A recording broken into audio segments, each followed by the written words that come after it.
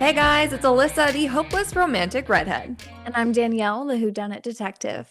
And welcome to Main Character Syndrome. If you feel like you're the main character in your life, you are in the right place.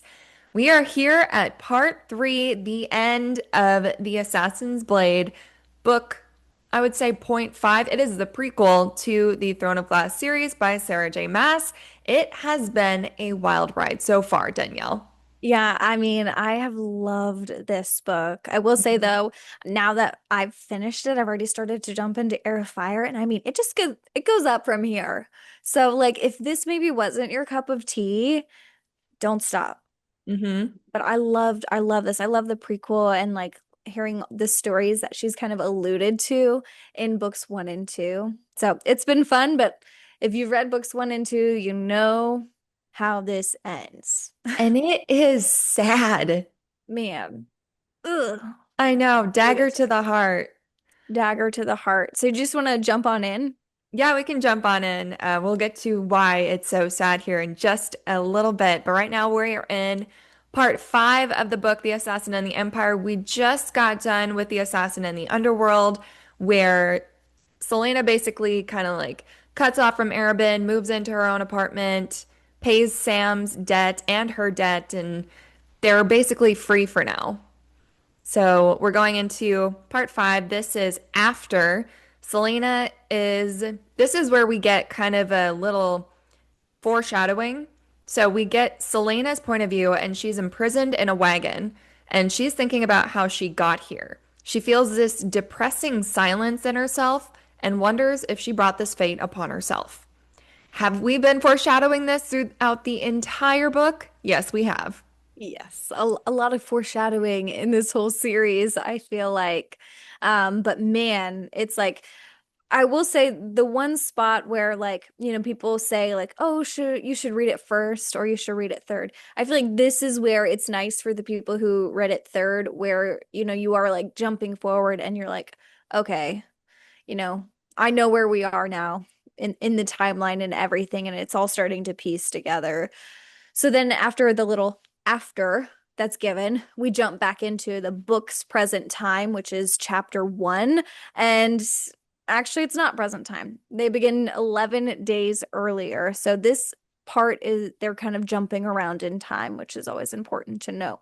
So Selena then goes to the symphony by herself. She's loved going with Arabin in the past and sitting in their nice box and having all of these riches, but she's not there. She's like sitting at the top. She's not a ticketed person. I think she's kind of snuck in to the symphony. And she sees Arabin sitting there with Lysandra on what we can assume is the anniversary of her parents' death. It's not specifically stated, but she said something along the lines of like he took her here on this night of all nights when he like knew what it means to me or something. So we Oh, can assume. interesting. Look at you Mhm. picking up on things. I mean, I try. But after that, she goes back home to her apartment and she goes there to see Sam. But Sam's not there and he's left a note that he's gone out and she's kind of pissed. She knows where he's going to be. We, as the reader, don't know yet. And she goes out to find him and she finds him at the vault, which is a fighting pit. And she's pissed and ends up he's finished, he wins, and he's like, "We need the money." And he's like, "I want to leave Rifthold." She says that they should take one more contract each so that they can save up some more money before they leave. And Sam's just like, "No, I want to leave and I want to leave the guild." But they have to leave the guild with Arabin's permission or they'll be punished, kind of hunted out and potentially killed. So then after all of this, they agree and they start to fool around a little bit. But I must say, they do not have sex because she is a virgin. Yes. And it is also a young adult series. Yeah. So they don't really get into that quite yet. Yeah. Okay. And it's Sam, and who knows if that's the one she was meant to be with. Maybe that was her for now. But all right, chapter two. Selena and Sam confront Arabin saying they want to leave the guild. Of course, Arabin is playing his mind tricks, so he gives them an outrageous price that he knows is all that Selena has left. She then agrees to this price, and Sam is furious that she did that. And so, of course, they argue. Selena starts to feel the pressure of having to take care of them both. So she's like, oh God, I have to be the breadwinner now. Yeah. So she realizes that they need money and work. So then Sam later comes back saying a client will pay big bucks if they kill two of the biggest crime lords in the city, and they want nothing to do with the guild. Does this sound too good to be true? Wouldn't alarm bells be going Right? off in your head? Like literally every other job has to go through Arabin and the Assassin's Guild. But this one, and it just like fell into their lap at the perfect time when they don't Mhm. have any more money left. Yeah. A very dangerous gig, as Selena points out, because, they're the most dangerous crime lords ever, like in history. But Sam convinces her that they can handle it. So the two then share a romantic moment together, but again, not going any further as Selena wants to take her time with Sam, saying they have all the time in the world. Internally screaming because I know what happens next. After the night, Selena agrees to take out Jane and Farron, the crime lord and his like sidekick. And they plan to take out Farron first and then Jane. Now, then they begin to kind of do their recon for the mission and they start spying on Farron. Farron is the man, he's a second-hand man who works for Jane. So he's his second in command. And there's kind of some foreshadowing, I will say, at the beginning of the book, if you remember when they were with the pirate lord. I'll just leave that at that. Yeah, Farron, that's where it like confused me too, because I was like, okay, we have Rourke and then we have Rolf. And mhm. I'm like, wait, I was And Rourke is confusing the two. Rourke Farron. Yes. Yeah. And then we have Rolf, Yeah. but one's like way more dangerous than the other one. Yeah, exactly. And so while Selena is spying on them, there's a weird moment where remember, no one knows what Selena looks like. No one knows that her appearance is Selena Sardathian. And while she's spying on Rourke Farron, he spots her and makes eye contact with her and then starts smiling at her. It's like this weird moment where you're like, does he know who she is? Like, odd. And then Sam, he starts to try to like prove himself. He's trying to be like an alpha male, which was kind of gross. And he was like, I'm going to take charge of this mission and I want to kill Rourke Farron myself. And then the chapter takes like a weird turn where all of a sudden, uh, Selena's taking like a dance lesson out of I just thought that was funny. I don't know if it's important at all. Maybe it was just like a little bit of like relief in what was getting to be a lot of spying and yeah. So anyway, she takes dance lessons and then she comes home from the dance lesson to Arabin at her apartment. Yeah. He's And not by supposed the to know where she way, lives. yeah, well, it's Arabin. He knows exactly anything that happens in that town. He's got Yeah. spies everywhere. But this is where Sam and Selena, yes, they have this beautiful little love story, but they never got over the core issue, which was A, Selena is better than Sam at everything. Sam is extremely insecure about this, and it shows in this part because he cannot stand that he has to kind of rely on Selena. So he's trying to be able to provide for them by himself. And he's trying to show that he can take on this job without her help. Yeah. And it's not going to be good. Chapter 4, Arabin tries to convince Selena not to go after Rourke and Iowan.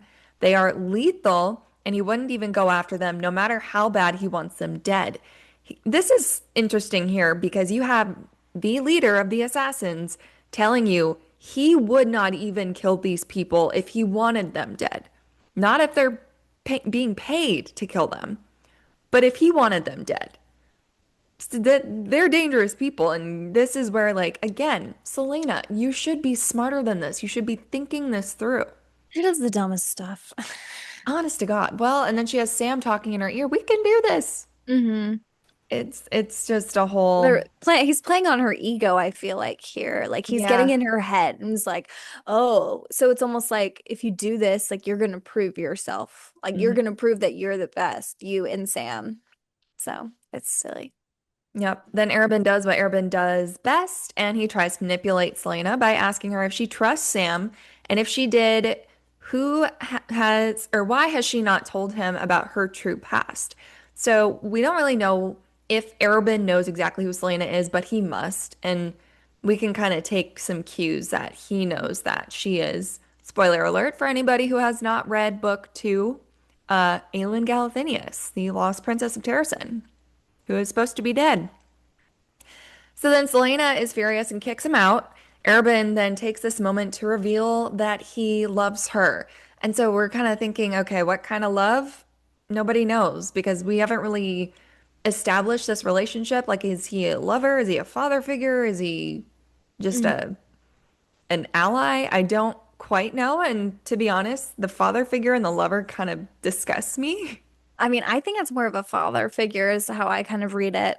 I mean, Like definitely a not a lover, but the father figure we like definitely an fits in my abusive, head. alcoholic, drunk Yeah, I father mean, figure. not a good father, like a terrible father, but I think that that's that kind of relationship personally. Yeah, but even Selena doesn't know. Like, she's Yeah. like, I've never really thought of him as a lover, but whatever. But like, I don't know, lover, father, you're still not supposed to like abuse me and, teach me how to kill people. Exactly. Well, then Selena and Sam are having dinner. When they go home, Sam asks her what's wrong. The two talk, and she admits that she is scared and she calls herself a coward. Sam then shares his personal affirmation, which is something that we have all come to know. My name is Sam Cortland, and I am not afraid.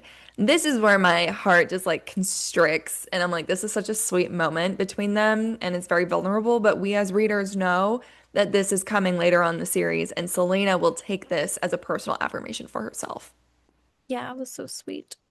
Then chapter 5, once again, following Farron, and he seems to be an easy target for someone who's supposed to be, high up on the totem pole in the crime world. And we're following Farron, but Jane owns the vault. So the vault is the bar or fighting pit area. I think it's also a bar that Yeah, it's Sam was just like fighting in. someplace. Hmm. And so they follow Farron into the vault. Farron has kind of a prisoner there at the vault. He was a fighter there who couldn't pay what he owed. So Farron then tortures him in the back room, and once again, it's reiterated that Farron is known for being brutal and he enjoys torturing people and making it last. They justify themselves then about how they're different from Farron because, they're assassins, they kill people, and they're like, we're not like him, and we get to choose who we kill, and, we kill the bad guys for the most part. So then Selena begins to prep Sam, sharpening weapons and planning escape routes for him because once again, Sam wants to take out Farron for himself and doesn't want Selena's help. Sam then purchases tickets to the southern continent. He's already done that and he tells her that. And she's pissed. They start fighting about this. And then Sam really kind of starts to dig deep and he's like, accuses her of not ever wanting to break free, actually, of Arabin. That, there is this kind of tie between her and him, and she can't let him go. And Arabin had told Sam to ask her what really happened before he rescued her on the river. So Arabin met with Selena, and he also met with Sam, and is trying to cause a rift between them. And And it's Sam's working. like, I don't care. I don't care what happened to you on the river. When you want to tell me, you'll tell me, but he's not going to get between us. And then Selena says that she'll try his trick and not to be scared. And then she begins to say, my name is Selena Sardothian and I will not be afraid. He keeps saying that he's not going to let them come between us, but he kind of does. Yeah, yeah, for sure. You know, Airbin plays his mind tricks, gets into people's heads, and makes them basically do what he wants his way. Yeah, yeah. All right, chapter 6. Selena is packing and her anxiety is running rampant as she waits for excuse me, for Sam to finish his mission. Autocorrect? I don't know. Yeah, autocorrect to Adam. I love that. Sam Sam to Adam, Adam. Sam Adam thing, same thing. Here is the frustrating part. Hours go by and she is constantly in denial. She's like, "Oh, he'll come home. Something probably came up." Mhm. Finally, after even more hours of a no-show Sam, she finally goes to look for him. But of course, she can't find him anywhere, thinking that he could be in danger. But she doesn't rip the city apart to find him, so instead she goes back home. And she waits for hours again. And I'm just like, girl, after Yeah, like reading this and then reading book two, I'm like, how? right? Like you like love this man, and like the second that Nehemia was like there was any question that she was in danger, she starts sprinting faster than she should be able to, and she's like running to go save her. Anytime there's someone that she loves that needs to be saved, she's like there charging to do it. Uh but I guess that's probably, I will say, as someone who's had PTSD before, um, that's probably her PTSD kicking in the prior books. Hmm. So, And then uh, even Kale gets kidnapped though, and she waits hours. okay, you know what? Fair.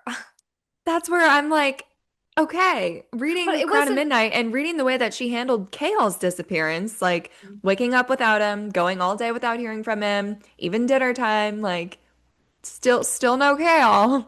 okay, Here it's like, okay, still no Sam. Maybe fair. alarm bells should be going off in your damn head. Yeah, good point. Very Just good a point. question. So in chapter 7, it's 1 a.m. Sam still isn't home. 4 a.m., still not home. We get to dawn, not home. And then she's like, okay, I'll go out and look for you. Noon, she can't find him. And then she gets home and her door is open. She never finds Sam. And Arabin is there at her apartment and he tells her that Sam is dead. Um, dun dun dun. We knew it was coming, but this Man. chapter really hurts. Yeah. Like Chapter literally 8. you feel all of those times where she's like pointing out how long it's been. And I she know. knows, she internally, you could tell she knows. So, And chapter 8 is gut-wrenchingly horrific. mhm. Here we go. Sam is dead, brutally murdered by Rourke. Selena shatters inside. She just shatters like a clock. She also shatters physically like this clock that just like Arabin shattered her world by saying Sam is dead, it kind of symbolizes the way that she is just a shell of a human right now. Here's something interesting. Selena then wants to see the body, so then Arabin objects, but of course they go anyway because Selena always gets her way. Selena then sees what they did to Sam, which is horrific. I mean, for a young adult book, the things that they describe that they did to this poor man, especially his eyes, like, oh, trigger warning. It's gruesome. So she then takes her cloak and covers him up, devastated, and lies by his corpse for hours, like falls asleep. Yeah, I felt that. Man, I felt So that grief. sad. I felt that grief, man. Ugh. I'm sure. In chapter 9, she wakes up and she is in her bed at the keep. So she's not at her apartment now. So she's at the keep and she's going through it. She's grieving. And while she's there in her room, she hears three men speaking outside of her bedroom, two men and Arabin. And they're talking about a plan to retaliate and take out Jane and Farron. And she is then locked inside her bedroom by Arabin. And she wants revenge, obviously. She hears their plan, she wants in on it. She wants to take them out herself. She saw Sam's body, what they did to him. She is in full rage mode. And so she ends up sneaking out of her room, I believe through the window. And as she's sneaking out of the keep, she's stopped outside by Wesley, who, if you remember, is Arabin's like bodyguard, basically, his personal bodyguard. And Wesley was really close with Sam, and he does not like Selena. And he stops her and he warns her, don't go, don't do this. And he tells her to use her head. She's not in the right headspace to even think properly. And he is about to tell her something before she cuts him off and gets away. And I will not say what he was about to say.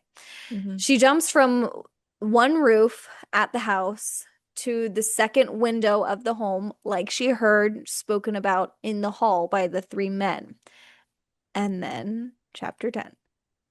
Yep. So Selena is seeing red, and that's why she just acted without thinking. And this is where we think, had she listened to him, could there have been a different outcome? Probably not, because Selena does whatever she wants, but. Chapter 10, Selena bursts in through the window, kills a couple guards, and Iowan Jane, which remember is like the big crime lord, so big win. But something goes wrong. The rest of the men start to put on masks, including Rourke, and gas fills the room. She recognizes that scent from Sam's body.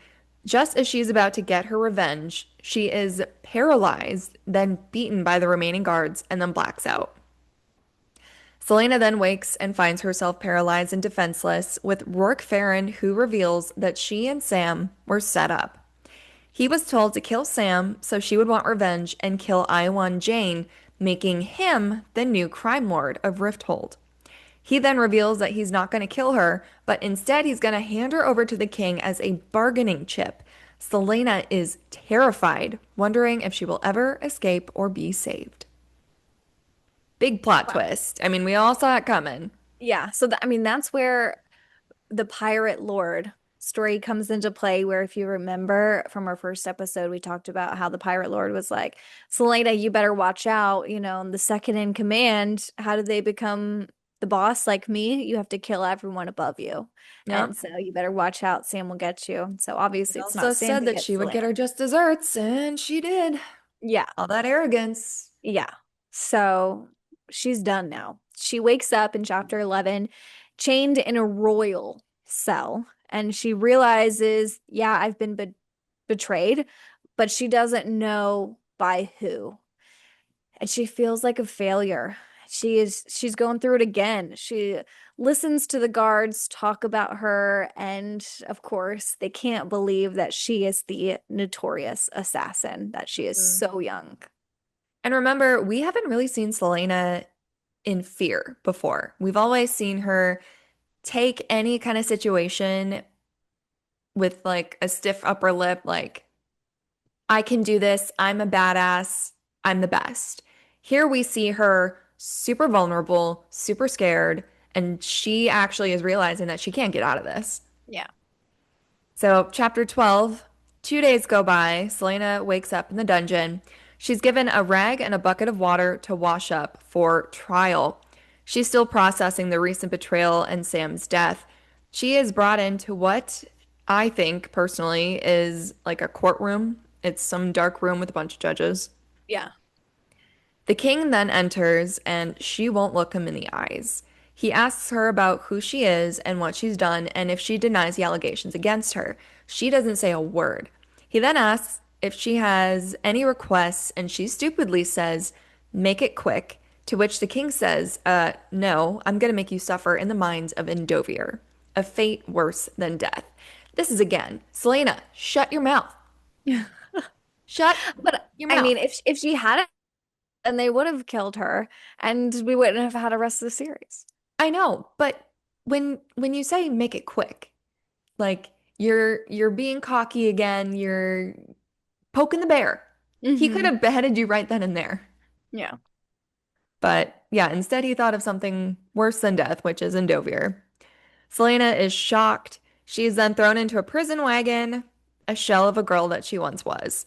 You can just see her breaking as she realizes that, again, she can't get out of this. No one's going to save her. Now, this is interesting.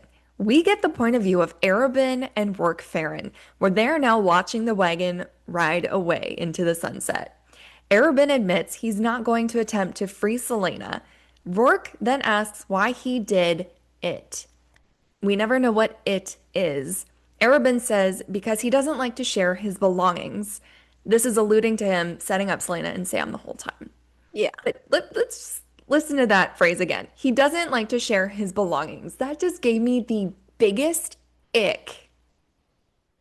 So, like, did you take that as him saying that he owns Selena and he was starting to have to share her with Sam? Yes, actually. In like a weird kinship way, like he doesn't like to share. Yeah. Hmm, icky. What Well, did then you think? after this, oh wait, what'd you say? I said, what did you think? That's how I took it. I mean, I totally think that he's the one that, he set up this whole plan and he betrayed Selena. I think Selena may have an itch inside of her that's like, I was betrayed by Arabin, but she doesn't want to believe it because of their Mhm. relationship, in my opinion, because of the father figure, quote unquote, that he's been for her. Well, we So get she that all just, through book one. She doesn't want to believe that it was Arabin. She hmm. thinks that it could be, but she doesn't want to believe that. And she even says, she was like, I'm gonna deny that. Like, Hmm. I'm gonna put that out of my head because that hurts. I think he's been And planning this, obviously, ever since Selena said she wanted to leave. She wanted to leave the assassins and be with Sam and have happily ever after. Arabin's like, hell no. I don't know. I kind of wonder though if it was from the beginning because he sent her and Sam away. Remember? They were like, why are we even on this mission? This is weird. Why were we specifically sent when we didn't need to be? So I'm That's like, true.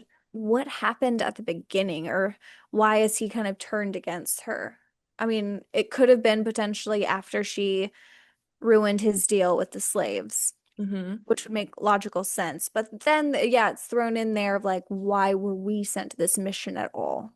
So Also true. And then Selena could have died in the desert, so he could have just gotten rid of her then. I know, like, so he doesn't want her dead, or else he would have killed her or had someone else do it. Or He would does have he want had, her dead? He just doesn't want to do it himself. but he could have had Farron do it in that moment. That's true. I don't know. Arabin Hamel is a mystery. Like, he's an Complex. enigma. He's a complex character. You can say that again. Then we go to after, again, switching back forward, technically in time. And Selena has been traveling in this wagon for 2 days on their journey through the oak-walled forest. And we can remember this from book one when she's traveling back to Rifthold. And while she's there in this wagon traveling, she sees a white stag, which is a symbol for her home country of Terrasen and the Lord of the North, the King of Terrasen. The king killed them all previously, all of the white stags, after he took down Terrasen. And the guards are trying to shoot it, but the stag gets away in time, and Selena's like screaming, warning it off. And this kind of sparks a little bit of hope, maybe, inside her. Hmm. Maybe a little. Certainly kind of triggers her. And the white stag, once again, the symbol of Terrasen. There's also the constellation of the white stag, and that constellation, if you may remember her saying to her friend at the desert, oh gosh, do you remember her name? The one who Ansel. betrays her. Ansel, yeah. So you remember her saying to Ansel about the constellation, so the people of Terrasen will always know how to find their way back home. That Hmm. was sweet. I think this moment is big for Selena seeing this before being carted off to Endovier, as we know, for a year. It kind of sparks hope in her that she sees this symbol of Terrasen. She sees what she has left behind, but also like what she still has to get. So then we go to the beginning. Selena is still scared and she repeats Sam's mantra, which we will be hearing a lot throughout the series as she enters Endovier. The The end. end. All right. Thoughts, feelings, emotions. So, my feelings are I love this book. My thoughts, There's a reason. There has to be a reason for all of these stories. So I feel like we are going to see more of these characters in the future and like a lot more of them. I think Ansel will come back and maybe some of the slaves that she freed will come back to be an ally for her. And yeah, maybe the healer as well. And so I think a lot of these people either come back as enemies or come back as allies for Selena, and they kind of gather others potentially around her leadership. But I love that we got a little pre-intro to Dorian, even though once again it wasn't confirmed technically. It was totally Dorian that Selena ran into that night when she's like at the club and Sam steps in like, whoa, she's taken. Um, so that was kind of sweet. And then I kind of had some questions. I may or may not answer them. Well, don't answer them. Oh, Maybe. questions for the book. I was gonna Yeah. say I can't give my thoughts, feelings, or emotions because Yeah, I already read the you series. know how it ends. So my questions kind of I had, I'm like, will Arabin expose Selena's identity before maybe Kaol does or Selena does herself? So I'm like, why is Arabin, he definitely knows who she is. Why hasn't he exposed who she is? I mean, he gave her to the king. So I'm like, what? Confused by that. Um, and I'm sad. I'm sad that Selena is in denial about being betrayed by Arabin. I mean, she's been betrayed by Ansel, and that was so hard. And so now she's like, can't even fathom the idea of this man who she's had this relationship with for such a long time betraying her. And I wrote here, I'm like, how could he betray her in the first place when he's basically like her father? Terrible example of a father. And I'm like, was Sam already, or was Arabin planning to kill Sam and lock Selena up at the beginning of the book? Kind of like we already talked about. I'm like, was that like already planned from the first chapter in Arabin's mind? Obviously, for Sarah J. Maas, it was. um, but more questions. Why, once again, did he send them to the pirate lord when they didn't need to go? And then what was the real reason why Ben suddenly died at the beginning of the book? Because maybe he wouldn't let Arabin harm Selena. So I'm like, you know, maybe that's it. Maybe Arabin told Ben, this is my plan, this is what I'm gonna do. And then he had Ben killed because Ben was so close with Selena. So my theory is yes, that's why Ben was killed. Arabin had him killed because he wasn't going to support this plan. Interesting. Yeah, all I'm gonna say is Sarah J. Maas writes things for a reason. There are Yeah. so many things that happen in Assassin's Blade that will be explained. Characters may or may not come back. And you also, once we get into Air of Fire, this is where we get into the order of reading Assassin's Blade. Not only do you see Crown of Midnight, a lot of elements from that book, but you also get some references to Assassin's Blade in Air of Fire. So that's where you could either read this book first and get, a little bit of basic knowledge of the world and Selena and her story, but you can also read this book third as a kind of preparation for Air of Fire. Because, I mean, it all talks about the same thing. I've heard that you should read this book multiple times. So like Yeah. first, I mean, I would if I could go back, I would read this first again. Um, and then yeah, potentially pick it up and do a quick read again another time. Listen to the Mhm. audiobook, turn it to 1.5, and you're good. Yeah, honestly, just it's not a hard read and it's so short compared to all the other books. Yeah. So would you read this first if you could go back and do it?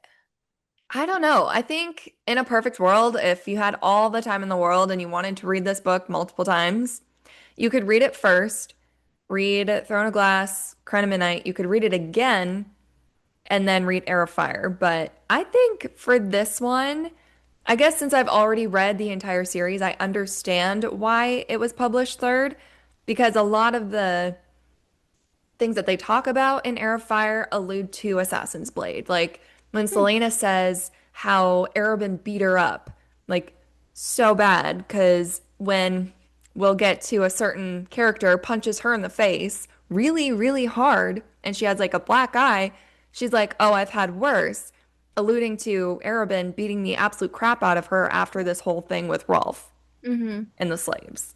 Yeah. Well, It's I, something different. I don't know. You could yeah. honestly you could go either way. Yeah. I mean, I don't think there's a right or wrong. I'm not gonna lose sleep that I didn't read it first because you can't take back time. But to other people now, I would recommend reading this first, but warning them that you need to read it again. Yeah. Yeah, Like I would read it definitely say. first so you feel the heartbreak of Sam dying, like in your soul, and that you can cry and be like, they're not gonna be together forever. Um, and then read it again so you can get more of like the small details. I suppose that's fair. If you want to be tortured emotionally, if you want your heart to be ripped in half, then Yeah. yeah, I would read this book first. Uh-huh. If you don't know, Sarah J. Maas as an author, she's very well known for her books as the love interest. The first love interest is not always endgame. So You it's know, always that's interesting. fair. Huh? That's fair. That's really true. I Yeah. forgot about that. We've got Akatar. No spoilers. I said Akatar. Hey, if they haven't read this podcast, we did a whole Akatar deep dive. We did an ACOTAR deep dive. So yeah, go listen to that. We won't talk about that anymore. But yes, next we have Air of Fire, and we're super excited. Please Yes. let us know your thoughts, feelings, emotions on Assassin's Blade, and we will see you next time. For now, to the readers who listen, we'll see you later. Bye, everyone.